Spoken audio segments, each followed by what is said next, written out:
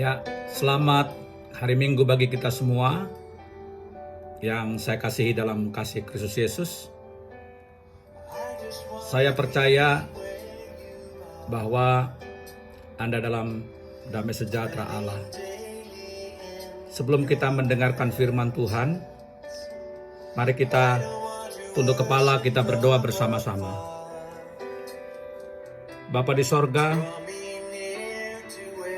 kami datang kepadamu pada hari ini Tuhan, untuk kami mendengarkan firman Tuhan di minggu ini. Hamba rindu bahwa Engkau akan melawat umat-Mu waktu mereka mendengarkan firman-Mu ini Tuhan. Di dalam nama Tuhan Yesus Kristus, kami siap mendengarkan firman-Mu. Haleluya. Amin. Bapak Ibu yang dikasihi Tuhan, pada minggu ini saya rindu menyampaikan firman Tuhan dengan tema berburu harta karun. Saudara-saudara, satu ketika ada majalah yang bernama Sacramento Bee, dan di sana ada sebuah artikel yang ditulis oleh orang yang bernama Carlos Alcala. Di dalam artikelnya Carlos itu dia menuliskan sebuah kisah seorang bapak dan seorang anak. Anaknya bernama Adrian dan bapak ini bernama Keith Severin. Bahwa anaknya yang berumur 7 tahun ini diajak oleh papanya starting atau mulai pada 1 Januari 2008 mereka bertekad untuk menghabiskan waktu bersama setiap hari 15 menit. Tetapi bukan sekedar menghabiskan waktu dengan duduk-duduk, tetapi mereka sepakat atau bapak ini mengajak anaknya untuk berjalan mencari sesuatu yang berharga. Jadi mereka berjalan 15 menit ke tempat-tempat di mana mereka secara random mereka berjalan untuk mereka bisa bersama-sama, tetapi pada saat yang sama mereka memungut apa yang mereka temukan di jalanan. Saudara-saudara, dalam artikel itu digambarkan bagaimana mereka setiap hari keluar untuk mencoba untuk menemukan sesuatu di jalanan di mana mereka lewati.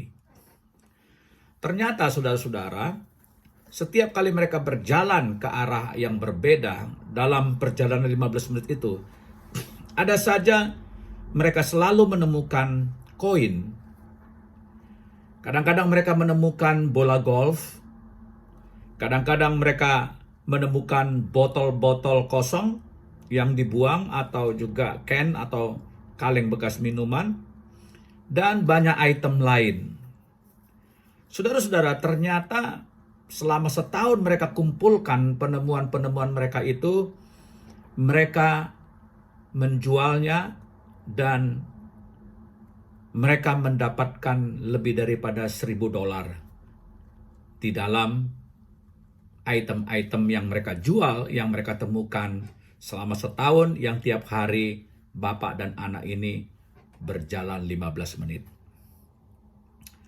Saudara-saudara, jika kita memutuskan untuk spending our time atau menghabiskan waktu kita 15 menit setiap hari untuk mencari harta karun yang berharga di dalam perjumpaan kita melalui firman Allah, membaca Alkitab, dan kemudian juga memberikan waktu kita berdoa, kira-kira apa yang akan kita temukan?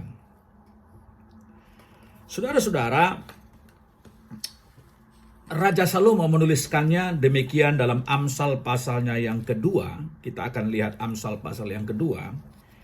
Ayatnya yang keempat, kelima, dan ayat yang kesembilan. Dikatakan demikian Amsal 2, ayat 4 dan 5. Jikalau engkau mencarinya seperti mencari perak dan mengejarnya seperti mengejar harta terpendam, maka engkau akan memperoleh pengertian tentang takut akan Tuhan dan mendapat pengenalan akan Allah.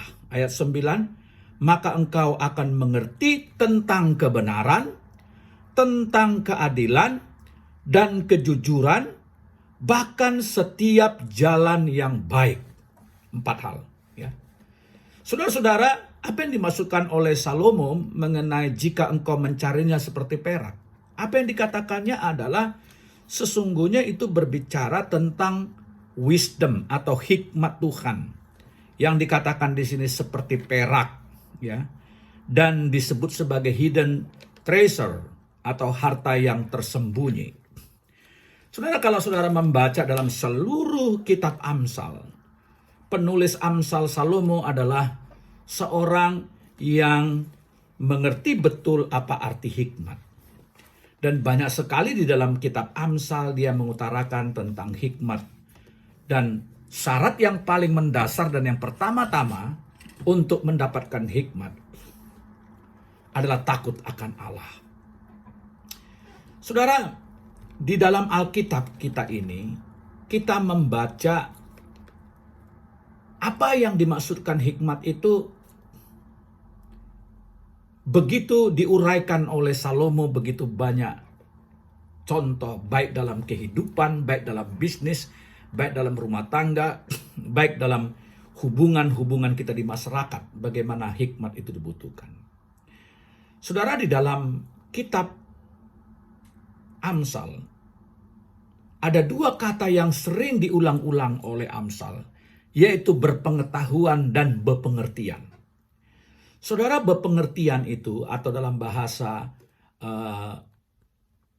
Yunani itu, aistesis itu adalah bukan sekedar pengertian yang didapatkan lewat bangku kuliah.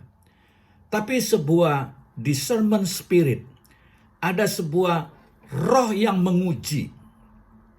Itu sebabnya mengapa waktu Allah bertanya kepada Salomo, apa yang ingin aku berikan kepadamu?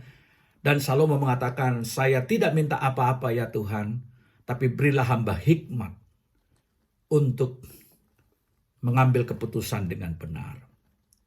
Sehingga Tuhan memberikan hikmat itu kepada Salomo. Dan kemudian Bapak Ibu, yang kita dapati adalah bahwa segera setelah Salomo itu mendapatkan hikmat, dia diperhadapkan oleh suatu case yang dilematis. Dan disitulah dia mempraktekkan hikmat dari Allah untuk mengambil keputusan yang begitu sukar terhadap 2 orang ibu yang mengakui bayinya adalah bayi yang hidup itu. Anda semua tahu ceritanya itu. Berarti hikmat itu adalah sebuah kemampuan ilahi di dalam berpikir kepada masalah yang rumit. Saudara-saudara, di dalam Amsal tadi dikatakan bahwa carilah hikmat itu. Ya. Dan kalau kau mencarinya seperti mencari perak atau harta dan mengejarnya seperti harta terpendam, maka engkau akan memperoleh pengertian. Perhatikan di sini, bukan memperoleh pengetahuan, tapi memperoleh pengertian tentang takut akan Tuhan dan mendapat pengenalan akan Allah. Saudara-saudara, di mana kita mendapatkan hikmat Tuhan? Saudara-saudara, itu bukanlah suatu doa yang kalau kita berkata, Tuhan berilah hamba roh yang discernment, roh yang mampu mendiscern, mampu menguji ya, perkara-perkara di tengah-tengah dunia ini. Bukan berarti Tuhan kemudian memberikan begitu saja kepada kita, bim salah bim, dia berikan begitu. Tetapi itu berbicara tentang bagaimana pertumbuhan kehidupan spiritual kita.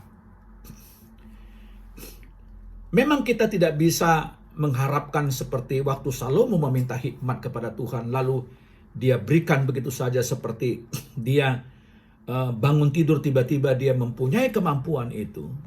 Alkitab tidak menceritakan bagaimana kemudian Salomo mendapatkan hikmat itu. Tetapi kalau kita bercermin kepada apa yang Tuhan inginkan supaya kita menjadi pribadi yang bisa memiliki pertimbangan ilahi untuk masalah-masalah kehidupan kita, maka kita akan mengerti bahwa itu adalah pertumbuhan yang tidak terjadi satu kali atau sekaligus terjadi, tapi adalah suatu yang bersifat gradually atau perlahan-lahan, day by day, seperti bapak dengan anak ini yang bertekad untuk memberikan waktu mereka bersama-sama 15 menit dan untuk mereka bisa menemukan barang-barang tadi. Saudara-saudara, kita hanya bisa bertumbuh dalam hikmat Tuhan jikalau kita membaca firman-Nya setiap hari dan mentaati Allah. Takut akan Tuhan itu adalah permulaan hikmat. Jadi saudara-saudara, Anda dan saya tidak mungkin mendapatkan hikmat ilahi kalau kita hidup sembarangan, kalau kita hidup sembrono.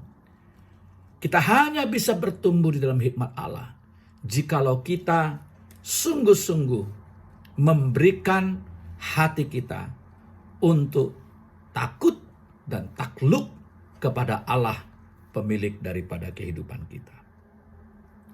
Saudara-saudara, Allah telah menyediakan kepada kita sumber-sumber yang berlimpah dari firman-Nya untuk kita bertumbuh mengenal Dia. Tetapi Allah tidak hanya kita kenal ketika kita membaca Alkitab sebagaimana menjadikannya sebagai praktek yang bersifat mekanis, di mana kita berpikir kalau kita banyak baca Alkitab dan menghafal ayat-ayatnya, maka automatically kita akan bertumbuh dalam hikmat Allah. Tidak, saudara-saudara. Hukum ini akan menjadi hukum yang mati.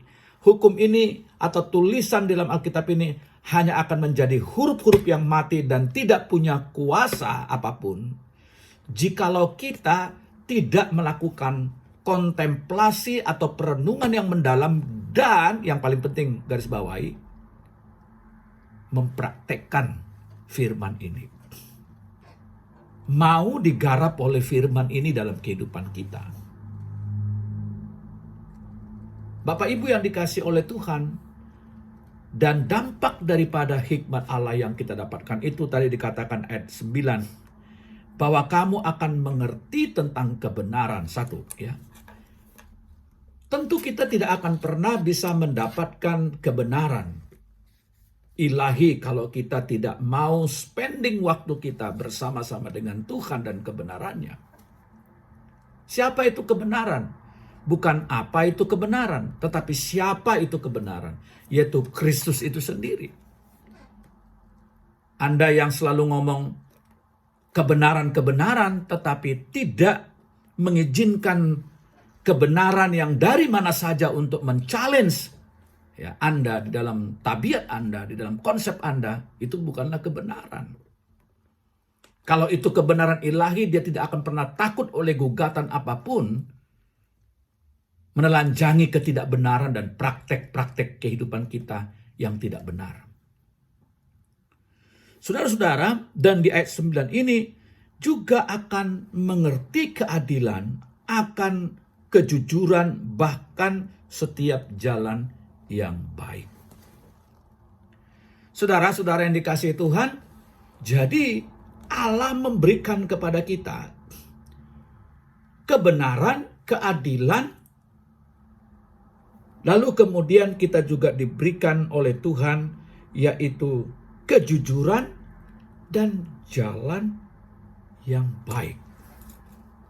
Saya percaya jangan pernah merindukan kebenaran, keadilan, kejujuran, dan jalan yang baik di luar daripada apa yang bisa kita lakukan, yaitu bertumbuh di dalam hikmat Tuhan. Tuhan memberkati kita. Shalom, tetap semangat, song-song hari-hari bersama-sama dengan Tuhan. Kiranya firman Tuhan pada saat ini akan menjadi rema bagi kita untuk kita mengerti apa yang menjadi kehendak Tuhan bagi kehidupan kita dan keluarga kita. Amin.